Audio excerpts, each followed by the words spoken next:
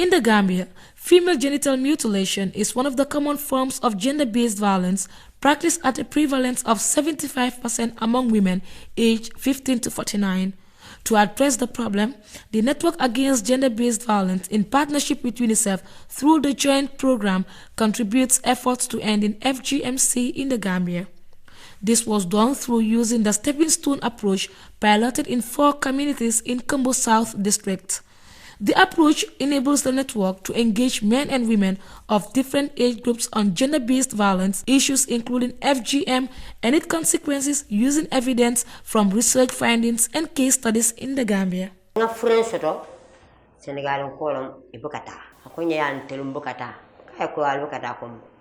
Kwenye ni manta kwenye nying amanya na bonde la wala minti min taranya kata ni min manta na ko ni den takela ila futuo kabang nka emele ko saba ko nyinna bondoje akubawo ninin kebe larin aye balu ma dron atatele jandron abulo ka futa nyimmene nying na ma dro wakade de fon flat anda ka diata fanela fana wato fana se kontane akilo eta futuo kam Niatara kula mi ya lon ko asa repeat no nda fangol ke nda fango bak ton no nda fango tida because ye mil foje wol lon ko aka mantoro min di musul anin il futudula andi da fango mobe ka lon ka wis lo ko ni futuda ini kema ye kontani kema konta. So wherever you have a high rate of substance abuse, because sometimes you might not be yourself, and the moment you are high, is what you want to do. No big fancy maro kere. Ni otorata bakel. Kabiri yafu. Yekumo dolfo. Mfango dol jandi toli kanafang. Wul doli bembulle, wul doli ngeje sate konol. Nge kalamta sate kon. Bar kom salfe faham balia. Wole yatinna. Woku dol man bayenu.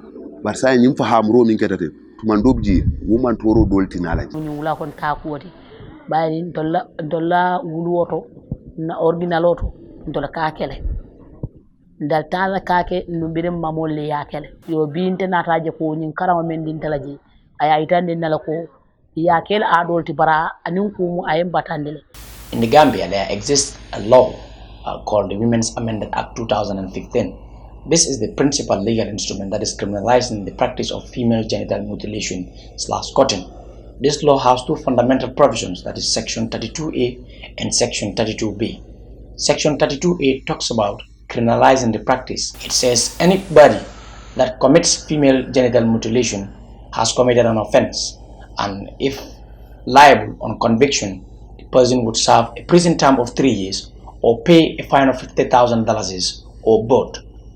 It went on to say if the practice results into death, then to life imprisonment. With respect to Section 32B, talks about accomplices, people who aid, they abet, they request, they promote, they incite the practice of female genital mutilation in the Gambia, would also be equally charged as the principal, that is 3 years imprisonment, pay a fine of $50,000 or both. It went on to say individuals who knows about the practice happening, it about to happen or has already happened and has refused to report to the authorities without any due cause have also committed an offense, and if found liable on conviction would pay a fine of $10,000. And it is the High Court of the Gambia that has jurisdiction over this matter.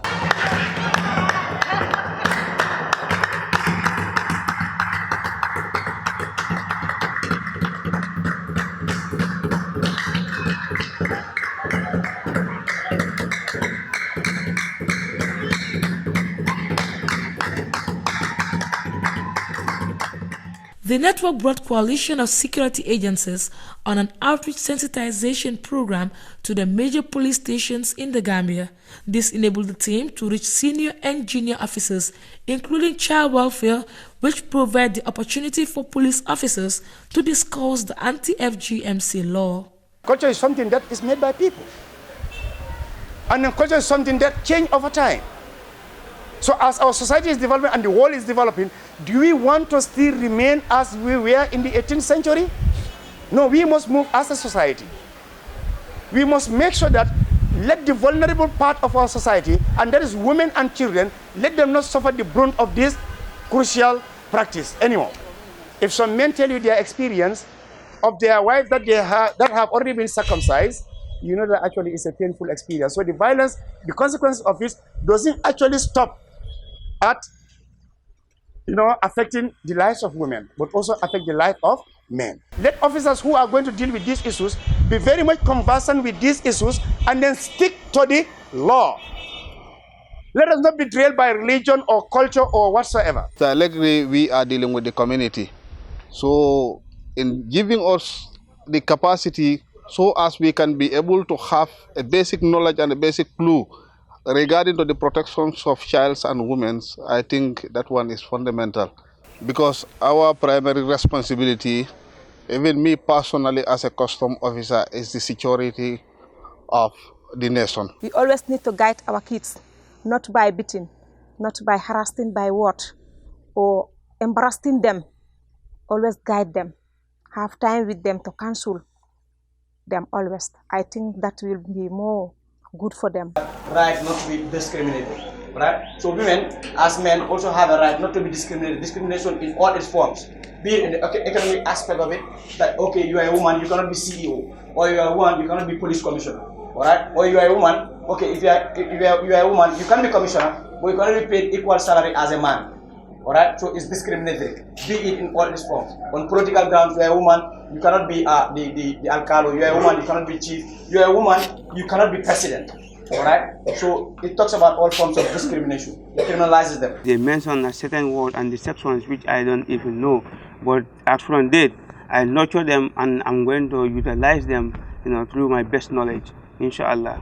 In the same vein, with funding from UNICEF, the network organized 3 sensitization forums targeting young couples from all the regions in the Gambia. This was geared towards enhancing the eradication of all forms of gender-based violence to enable them to protect their children from harmful traditional practices like FGM and child marriage. waxtaan si lan comme duñ ko waxee mbir yu nga xam ne dañoo nasaxal jëm kanami njaboot bi jëm kanami jigéen bi jëm kanami góor bi si biir sëy loolu nag suñ ko waxee bari na ay fànn waaye benn fànn bu njëkk mooy lu ñu ooyee FGM mooy dugal xale bu jigéen leel wala jigéen leel am na beneen fànn bu ñoo ooyee teel a sëy mooy ñu nga xam ne dañ dee teel a dugal jigéen bi wala góor bi si néegi sëy ak tam am na beneen fànn bu ñu ooyee violence intimate partner violence mooy am yëfi soxaraange wala dóorante wala gaañante yu nga xam ne daf dee am si diggante biir njaboot gi jëkkër ak jabar ak yooyu. li nga xam ne dañ leen yóbbu bu pare ñu ñëw fatal leen yow gaañ nañ la ñaari wet yëpp biñ lay yóbbu biñ lay jox sa jëkkër ñu ñëwaat gaañaat la soo di nga gis ne dina am liggéey ci biir am liggéey boobu noonu léegi su nekkee ne jamono wasin ñëw na liggéey boobu mooy gën a dëgër ñooñ tam ñooy gën a am coono dina ñi nga xam ne jaaruñ ci wala nga xam ne benn bi lañ def wala ñaareel bi lañ def ntedi muso ya don di ñaakato bari ak woyen jakali bakal parce que ndingo sunguto ndingo lon tembo 5 years nabita sumuna to teng nkalo suuto ndinga ko ni faye sumuna nkalo le fanga bata sumuna bi da dumandi abakataria anu ala sumuna wonyalem so ngana moda nyine kankaye ko ala nyen jundi de barente malo ala nyen dundi nyawo nyande ninga asingol fenketen dal ala ko kay amante fenke amante ko muto nga bala fa soto musole te manke falolde mo hadama dingol leti comme tel akamondo ko drone benna on sika dro yente so dro mbalo kon mba filla nyami ni wala ben jaato kon mbe pen men filla so muso kilengo fana mbodi sen pen ni ne filla so nkana too much sembota ka foko mbole jayle ka because of e monna musole de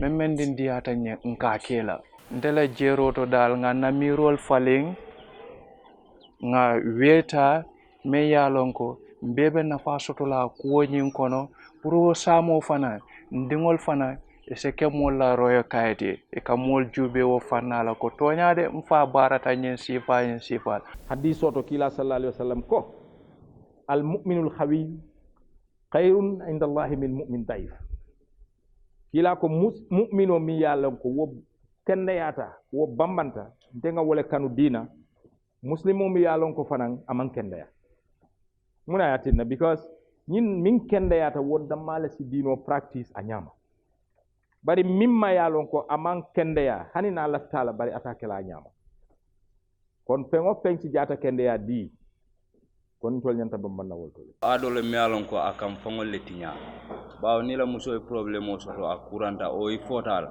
itele fote la nafulo i fote e siñola ntol min yalon ko bi ala e mbendi jam nga mira ko mbe neno ni murunta momo be kacala le isaji min yalon ko i mañi kuwolo ni ya kacandi ya fa e mantoro men ba koma ani abe me wulula tumando nga mira ko ntol nga hakkilo men soto ja ni fana yo soto abe dannal musol nin kewol min ke kafuñoma ke karandi ñin kuwola nte ɗay contane ku baal sotante kaɗum kukilin ntolla karo aɓe falindiro natalante ndu hannda manke nte dammata aɓe falindiro natala mojamala karola kaɗum mammillo nun kunum bi ŋololonji so bi probléme o probléme ɓentata futu bunda to bi kolaya o kolaya pi askolata ñawoñantenin kemaɓe sila nga kacca min mo probléme oti mba solve lal façon meeting bu mel nii bii mooy first time mu ngi xew si réewi Gambia comme meeting boo xam ne da nga indi jëkkër ak jabar ñu toog pour waxtaan te sabab bi yëpp mooy pour indi jàmm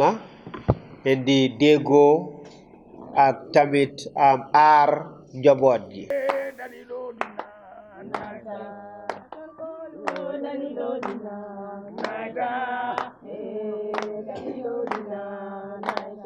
Fallu sole ma dalilo dina mas dalilo dina midati zewo dalilo dina dalilo dina